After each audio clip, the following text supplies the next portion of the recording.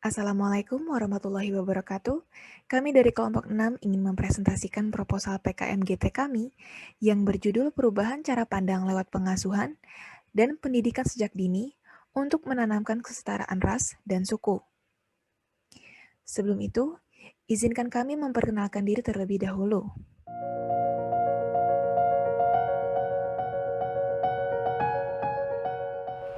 Saya Dinda Aidia Salsabila dari Prodi Fisika dengan NIM 0820 113330009 sebagai ketua.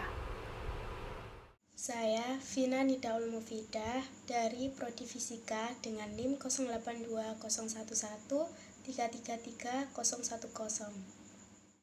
Nama saya Devi Alia Revani Putri dengan NIM 0820 111330073 dari Prodi Teknik Lingkungan.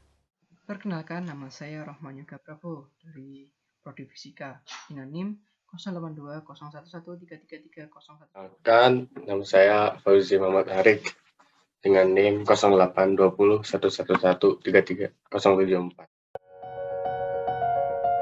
Pertama, pendahuluan.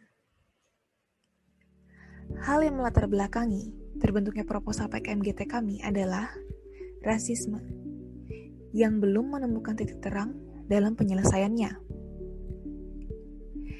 Isu rasisme yang paling sering terjadi di Indonesia adalah rasisme terhadap orang-orang Papua. Rasisme terhadap masyarakat Papua sudah membayang-bayangi Indonesia sejak dahulu, yang semakin tahun sayangnya semakin bertambah parah. Hal tersebut tidak dapat dipungkiri telah membangun suatu kesenjangan antara orang Papua dan masyarakat Indonesia di daerah lain. Konflik yang belum terselesaikan ini sangat mempengaruhi pola pikir masyarakat Indonesia mengenai ras Papua yang dianggap berbeda dengan masyarakat pada umumnya. Di Indonesia sendiri, perbedaan ras belum bisa diterima dengan baik. Perlu ditanamkan pola pikir pada semua kelompok dan pihak bahwa mereka memiliki keistimewaan sendiri. Tidak ada yang lebih tinggi atau lebih rendah, sehingga tindakan rasis dapat diminimalisir. Dan penanaman pola pikir itu sendiri tidak bisa dilakukan dalam waktu singkat. Oleh karena itu, kami memiliki gagasan untuk mengubah cara pandang terhadap rasisme lewat pengasuhan dan pendidikan sejak dini untuk menanamkan kesetaraan antar ras dan suku. Selanjutnya, ada tujuan dan manfaat yang ingin dicapai dari proposal PKMGT kami. Yang pertama, ada mengubah pola pikir masyarakat terhadap ras Papua.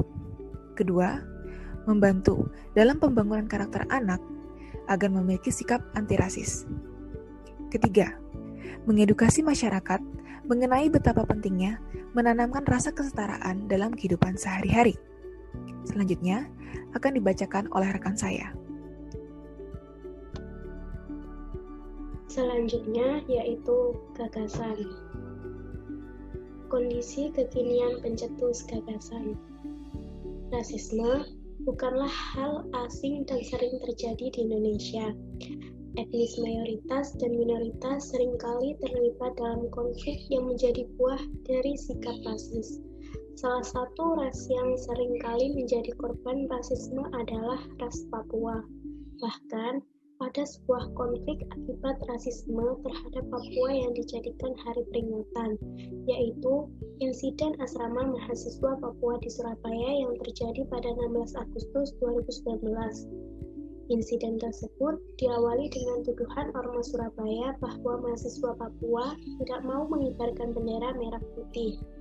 Pada akhirnya, bendera berhasil dipasang di luar halaman asrama dan keesokan harinya, tiang bendera patah dan bendera sudah berada di dalam got. Pada 17 Agustus 2019, kepolisian menahan 43 mahasiswa Papua di Surabaya, Jawa Timur, dengan tuduhan melecehkan bendera Indonesia saat perayaan Hari Kemerdekaan. Polisi meneriaki mereka dengan makian rasis, menyerbu asrama, dan menggunakan gas air mata untuk memaksa mereka keluar tanpa melakukan penyelidikan terlebih dahulu. Ada banyak bentuk dan dampak dari rasisme di Indonesia. Insiden di atas menggambarkan bentuk rasisme yang dialami oleh masyarakat etnis Papua. Dan solusi yang pernah ditawarkan, Bhinneka Tunggal Ika harus diterapkan dalam kehidupan sehari-hari agar masyarakat bisa saling menghargai tanpa memandang suku, agama, ras, dan lainnya. Menjaga persatuan dan kesatuan, serta dapat menumbuhkan kesadaran sikap untuk selalu menjaga Bhinneka Tunggal Ika. Namun, sepertinya semua itu belum bisa diterapkan oleh masyarakat Indonesia dengan benar, dikarenakan masih banyak sikap rasisme yang terjadi kepada masyarakat Papua. Oleh karena itu, penulis berusaha memberikan gagasan baru agar permasalahan ini bisa mendapatkan solusinya.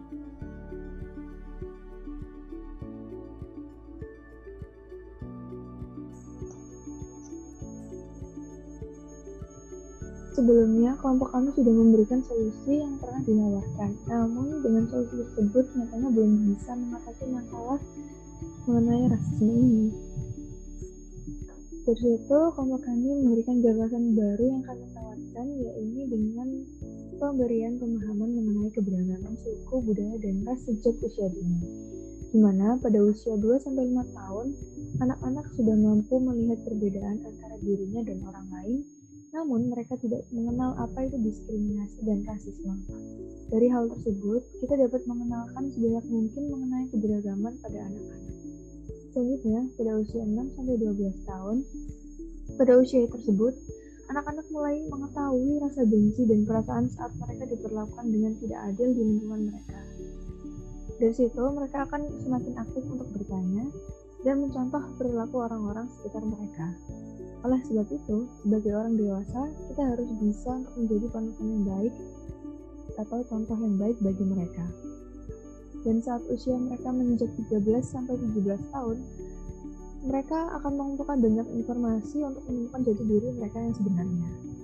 Nah, untuk itu, sebagai orang dewasa, kita harus bisa menjadi pendengar yang baik bagi mereka dan mengajak mereka untuk berbicara mengenai isu-isu yang sedang hangat seperti bullying, rasisme, dan lain sebagainya, serta mengajak mereka untuk selalu berperilaku positif.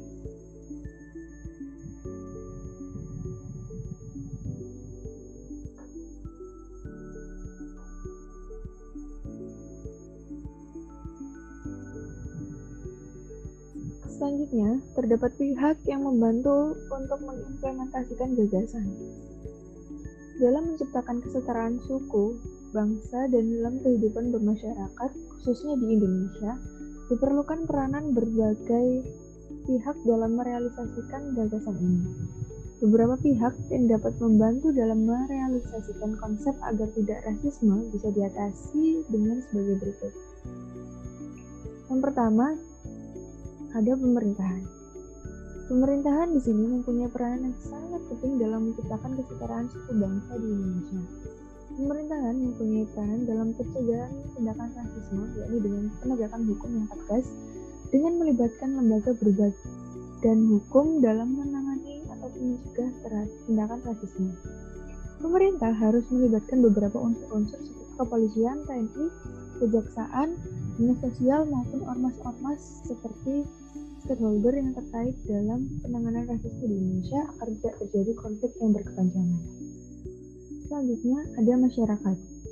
Masyarakat merupakan peranan dalam menciptakan kesetaraan suku bangsa untuk meminimalisir tindakan rasisme. Dengan adanya masyarakat yang terus mensosialisasikan betapa pentingnya menciptakan kesetaraan suku, dengan begitu tindakan rasisme di Indonesia bisa diminimalisir mulai dari lapangannya. Dengan masyarakat yang peduli terhadap keharmonisasian agar tidak terjadi konflik, tentunya akan membantu pemerintahan dalam penerapan ataupun penanganan pencegahan terhadap tindakan rasisme yang dapat menimbulkan konflik yang berpotensi mengganggu integritas nasional. Selanjutnya, ada individu. Kita sebagai individu juga harus ikut serta dalam berperan meminimalisir tindakan rasisme di Indonesia. Dengan selalu mencerminkan pribadi yang baik, serta selalu menghormati atas segala perbedaan yang ada, agar tercipta kehidupan yang harmonis di lingkungan kita, pencegahan rasisme terletak pada diri masing-masing. Dengan membekali diri dengan bahwa rasisme merupakan tindakan yang berefek buruk dan menimbulkan konflik yang berkepanjangan, maka tindakan rasisme akan bisa diminimalisir mulai unit terkecil yaitu di sendiri. Di sini saya akan menyampaikan mengenai langkah strategis untuk mengimplementasikan gagasan kami. Yang pertama yakni menciptakan kesadaran akan rasisme serta pengaruhnya kepada individu dan masyarakat dengan cara mengkampanyekan mengenai rasisme yang akan menimbulkan kesadaran publik terhadap dampak rasisme. Bekerja sama dengan pemerintah serta lembaga maupun ormas-ormas dalam mendukung strategi terkait mengadakan riset mengenai rasisme dan dampaknya terhadap kesetaraan suku bangsa. Adapun langkah yang kedua yakni dengan mengembangkan contoh perilaku baik dalam mencegah rasisme dengan mendukung kebijakan dan peraturan terhadap upaya mensosialisasikan rasa saling menghormati dan kesetaraan ras, suku, maupun budaya yang berbeda, menciptakan informasi resmi dalam bentuk aplikasi maupun situs web mengenai pendidikan anti rasisme yang difokuskan pada generasi muda, bekerjasama terhadap ormas maupun organisasi terhadap pencegahan rasisme, membangun kemitraan dengan lembaga maupun non-lembaga pemerintahan terkait pencegahan rasisme. Sedangkan cara yang ketiga yakni menangani konflik rasisme dengan bijaksana dengan cara penindakan tegas terhadap pemicu konflik dengan hukum yang tidak memihak, meminimalisir terjadinya hoaks terhadap rasisme yang terjadi, menyediakan perlindungan hukum terhadap individu maupun masyarakat yang terancam rasisme, dan membangun kemitraan yang baik dengan lembaga pemerintahan maupun non-pemerintahan dalam upaya negosiasi apabila terjadi konflik rasisme. Sekarang saya akan membahas kumpulan dari PKM ini.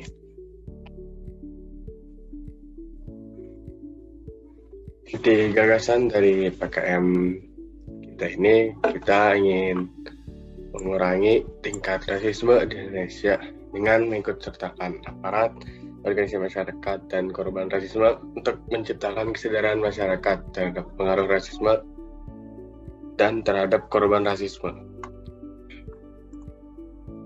Teknik implementasi gagasan yang akan kita lakukan, kita akan membuat proposal kepada pihak yang berwenang, jadi kita bisa membuat hukum yang mengatur masalah rasisme oleh pihak yang berwenang, lalu mengajak para korban aktif dalam masyarakat agar kerukunan terjaga, dan mengevaluasi ulang masalah rasisme setelah diadakan kebijakan baru ini. Prediksi keberhasilan gagasan dari segala persiapan konsep persiapan bagaimana menuntaskan secara langsung, gagasan ini diharapkan mampu memberikan manfaat sebagai berikut: mengurangi rasisme di Indonesia dan memberi rasa tentram terhadap korban rasisme. Sekian, terima kasih presentasi dari kelompok kami. Assalamualaikum warahmatullahi wabarakatuh.